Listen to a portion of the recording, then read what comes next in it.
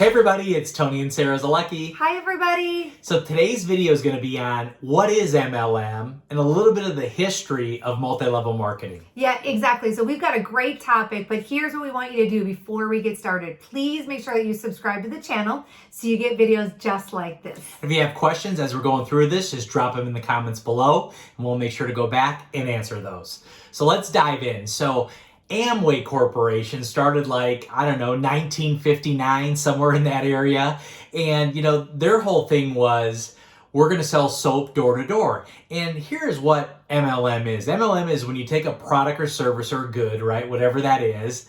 You get it at wholesale, you mark it up retail, and you go out there and you can sell it. That's one aspect of it, and put the profit in your pocket. Or the second aspect, which is the team aspect, is where you can get other people in underneath you. And that's kind of where the terms pyramid deals came from and things like that. And you can sign someone up in your team and you can actually have them go out and recruit people to do the same or go sell products and get them at wholesale, mark it up at retail, and put the profit in their pocket. But you can make a percentage then off what they sell and off what their team does. And that is what MLM is. Now, when Amway started, they kind of pioneered this thing for all of us a long time ago. And they did really well, but they took a lot of arrows in their back. And there was a lot of people that didn't like what they were doing. They didn't like the whole, you can sign people up and make a percentage off their efforts and off what they sell. And, they were dragged through court and, they were really taking a lot from a lot of people legally. And you know what? They rose above it all. And legally, the court said, listen, these guys, they can do it the way they're doing it because they're ethical. There's nothing wrong with it. They're not hurting people. And, they've really created what this whole personal development thing is. They kind of pioneered that too. I mean, they would just fill up stadiums, right, babe? I mean, we hear these stories and they call them all different kinds of things, family reunions or, different types of rallies.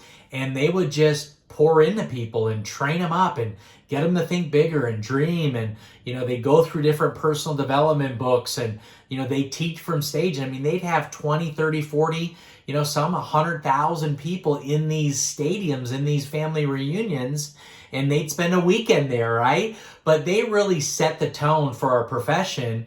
And today, speed it up. I don't know, how many years is that? Gosh, 40, 20, like 60 years, speed it up. I mean, they do something like almost $1 billion a month in sales, 10, 12 billion, I don't know, right around there. You can go and look up their numbers, but it's absolutely incredible. And they do business all over the world today.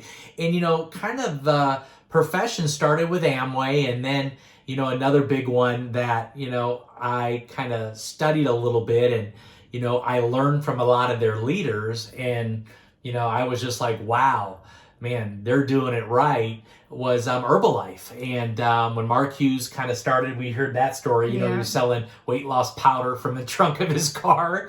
And, he kind of got that thing going. And all of a sudden, it started doing all this sales and they started growing and they started, just blessing people with their product. And they started doing big things and huge things. And now today, they had to go through a lot of ridicule and, people challenging them about their business model and dragging them through courts, but they do billions and billions of dollars of sales today. And again, they kind of started that thing in the 70s and, they again trained people up and, you grew with that team. There were some just amazing people that were head trainers there and, just phenomenal field leaders there that just got into your head and got into your world and made you think bigger, right? Mm-hmm. And made you think just, man, you could go out and do anything you wanted to do.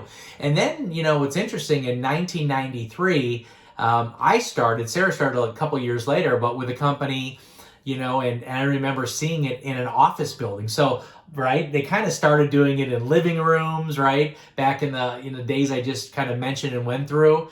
And then maybe, auditoriums and stadiums and hotels, right? Things like that. Well, when I went in to see the business of, MLM in 1993, I was 19 years old with my mom and my sister. We were in a corporate office. We were like in a, Fortune 500 companies building, and there was a rented space in there, and they had like 10,000 square feet, and we saw network marketing, MLM, in this very corporate office, and it was like, wow, okay.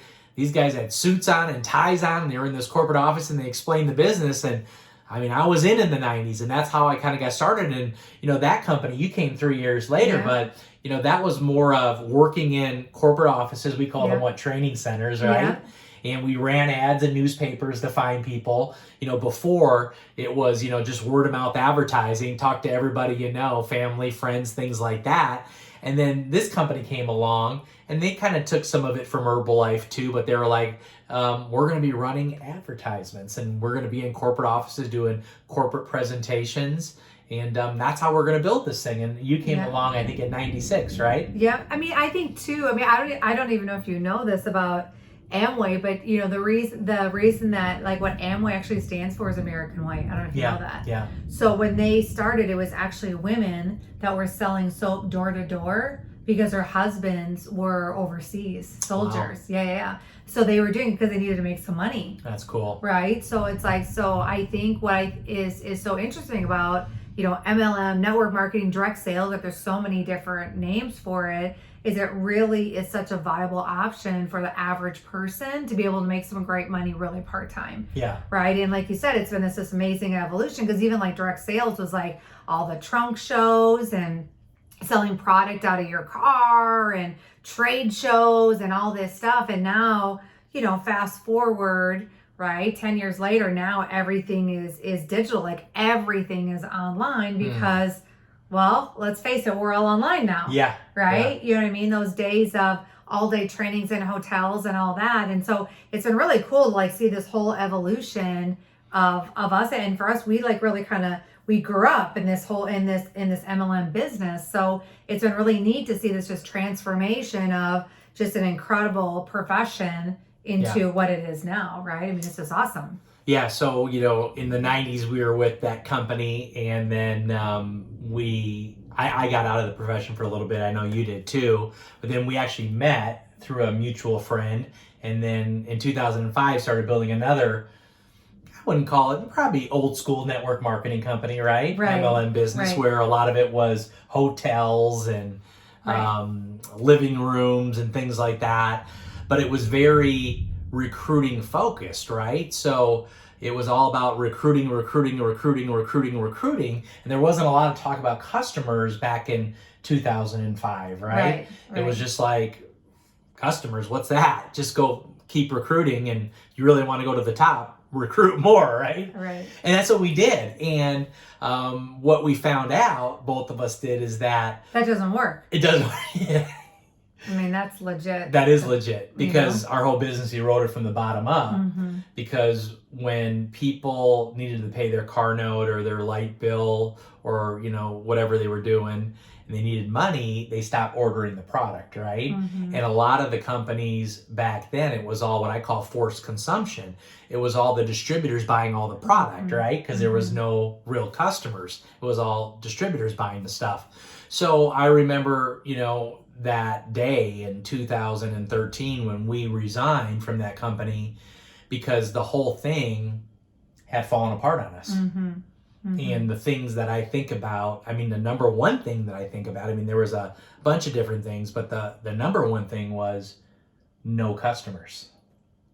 Right, that we didn't have any customers. Yeah, no customers. Exactly. Yeah. The company just it had no customer program, no customer model, nothing like that at all. And the whole recruit thing can only go on for so long, right? If you don't, and that's why you see a lot of these rises and falls, right? Because they should go like this: up, stable, up, stable, up, stable, up, stable. And what we found in 2013 was we kind of led the charge with creating this digital model, but having it be all about real customers. Right, exactly. And we kind of looked at, okay, MLM needs to change. It needs to be disrupted. It needs to be innovative. It needs to go to more customer-centric. So how everybody kept talking about recruit, we went the whole opposite end, didn't we? Right. We said, no, it's about real customers, real customers, real customers, real customers. Right, exactly. And then we put this thing together, and now everybody's doing that in MLM. It's like we hear customers more than I think we ever heard customers, right? But it's also, too, even taken a step further where it's not just the customers, but it's the customers referring customers, too, right? So it's creating a model that way where you have these raving fans that can't not talk about your brand, right? And so they're out there. And so, like, you know, in our business, because we have such a robust customer program now, right? Like, what, 35%, right, of all of our new customers are referrals. Right, which is so strong. And I think that just gives a lot of, like, just really stability and just solid income and predictability for people that they're looking for, versus, like, you know, a lot of times you're like, oh, I can't really make any money in network marketing, or I feel like I tried it and I failed, or what have you. And 9 times out of 10, if you ask them, like, what does your customer program look like?